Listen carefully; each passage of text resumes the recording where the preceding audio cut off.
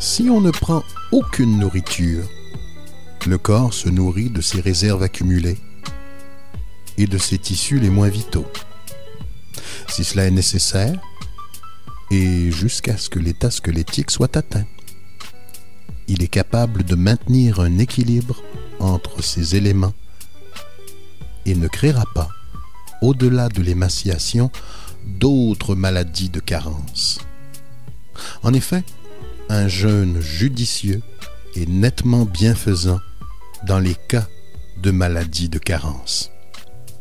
Mais la nature n'a fait aucune provision en vue de subvenir aux besoins d'un corps qui est continuellement nourri d'aliments incomplets. Le corps ne contient pas en lui-même les éléments nécessaires pour compenser les carences créées par les aliments dénaturés. En effet, comme il a été montré ailleurs, on peut mourir plus rapidement avec certains régimes que si l'on s'abstenait totalement de nourriture. On mourra plus rapidement en suivant un régime de pain blanc qu'en jeûnant. Et plus on consommera de pain, plus on souffrira et plus tôt on mourra. De tels aliments tirent si abondamment sur certains éléments de réserve contenus dans le corps que ceux-ci sont bientôt épuisés et que la chimie du corps en est sérieusement déséquilibrée.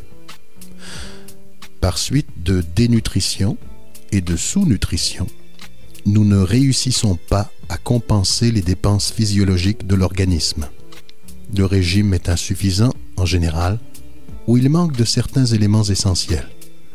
Une nutrition défectueuse en résulte. Dans ce cas, il y a un appel déséquilibré qui est fait aux réserves corporelles accumulées du fait que la nourriture ingérée contient la plupart des éléments nécessaires au corps, mais que, toutefois, elle manque d'autres éléments nécessaires.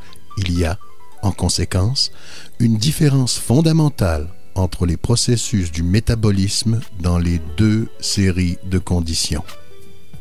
Le phénomène contraire se produit quand le corps jeûne. Le corps contrôle facilement l'utilisation et la perte de ses réserves, utilisant certaines d'entre elles de façon comparativement rapide, tandis qu'il conserve, préserve et redistribue les autres. De cette manière, l'équilibre chimique est maintenu. Aucune maladie de carence ne se produit et aucun organe n'est lésé. Durant le jeûne total, les réserves corporelles sont utilisées d'une façon équilibrée. Les éléments les plus abondants sont utilisés plus rapidement, de sorte que, en conséquence, l'équilibre est préservé ou bien est restauré. Margulis dit que notre observation établissant que le chien continuellement sous-alimenté devient débile dans une mesure qui n'est pas observée habituellement chez les animaux qui subsistent un jeûne absolu est confirmée aussi par l'étude plus approfondie sur cette matière faite par Benedict Miles Roth et Smith.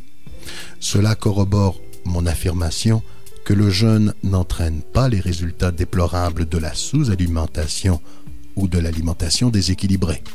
Le jeûne tend à maintenir et même à rétablir l'équilibre chimique, alors qu'un régime déséquilibré ou inadéquat tend à déséquilibrer la chimie corporelle.